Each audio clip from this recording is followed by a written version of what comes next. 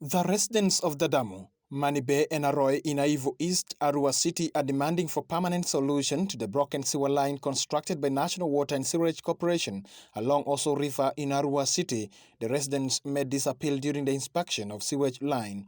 Moving along the sewer line, the residents, together with the local leaders, found out that the river has been contaminated by the overflow of the untreated fecal matters from the chambers that remains both a human and environmental hazard. Actual fecal matter is pouring into the river, which is consumed by everybody. The river flows from here up to the ends of the dam, and also the people of Manibe, all of them use these waters. And you know, the poverty, our local people have no clean water.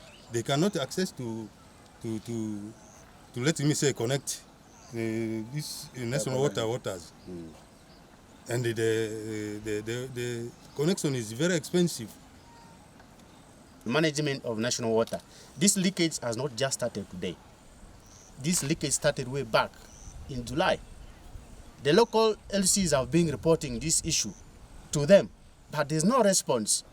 You can hear some funny responses being given to them. They threatened when pictures of this disconnection was captured. The manager came here threatening one of the local people here. So that's why we say today we want the entire country to know, we want the entire world to know that the people of the dam and the people of Manibe are not safe.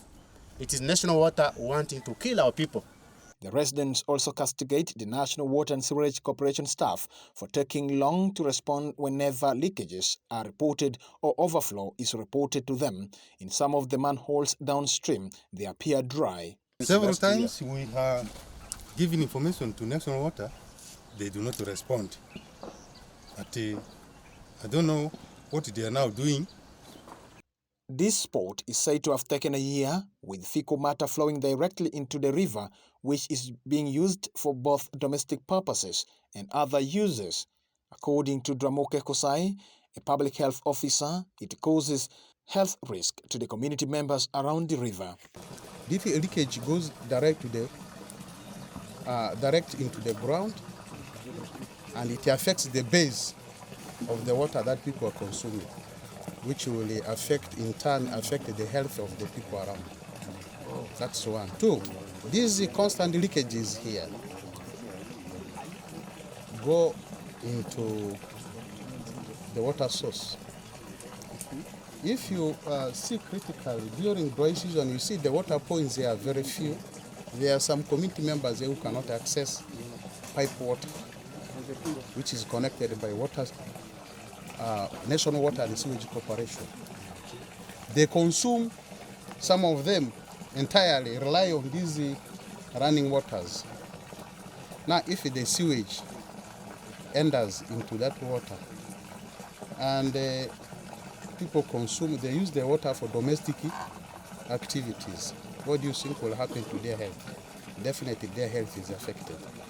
The area manager, National Water and Sewerage Corporation Arua, Jessica Ondoro, who we found at the site together with other staff making corrections on some of the damaged chambers, apologizes to the community members around Oso River and says they are trying to get a permanent solution to the problem. See this line here?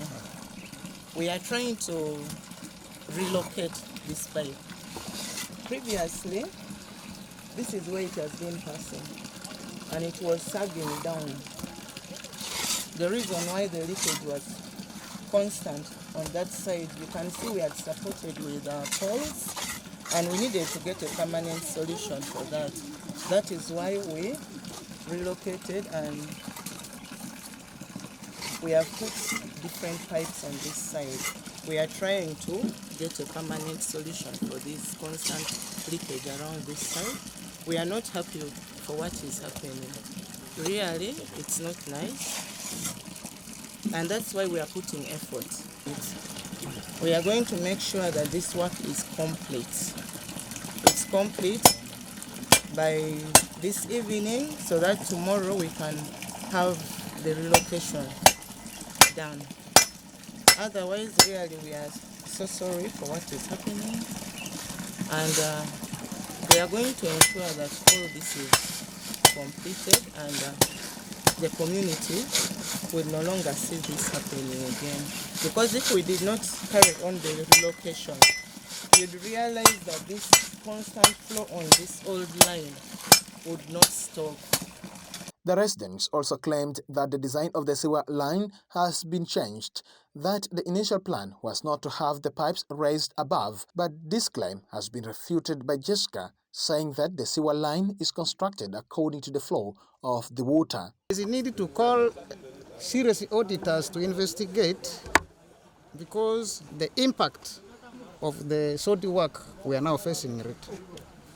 If government investigates this has not been the plan, because it was supposed to be underground pipeline, if you have to see the value of money relating to the project outcome, down there's nothing. If auditors will really come up and investigate and not get the exact thing, they have to demolish this system. Sewage moves by gravity. You will realize in some places our pipes are passing underground, but it cannot go constant underground because where it is going, the levels vary. So where it really requires us to pass underground, we will of course pass underground, but the levels here really would not accept us to pass underground. However, Jessica appeals to the residents of Arua City to desist from misusing the sewer line, and whoever will be caught will be dealt with. We have these people who have cesspool emptiers, who go and pick sewage from people's septic tanks. They come in the night, open our manholes and dump. Our sewer is you see how it flows? It has water component in it. But this one that is got from the septic tanks, it has clothes in them, it's solid. And when they pour this in our manholes, it comes and blocks. Now when it reaches a certain point when it cannot flow, it gets blocked. And when it is blocked, we get overflows, whereby our team has to come and rod. We look for solutions. We remove all what they have dumped inside there because it's mixed with clothes, pads, a lot of components. The permanent solution is for us to liaise with the stakeholders. I had briefed the RDC about what is happening. I even briefed the DPC. So he asked us to come together and arrest these culprits. This sewage system is the first ever in Arua City, constructed by Egyptian firm Hel Nasser, together with Dot Services Limited, a local civil works firm in Uganda, at a tune of $24 billion to alleviate water supply problem and sewerage treatment. For West Nile Television, I am Dennis Oringi reporting.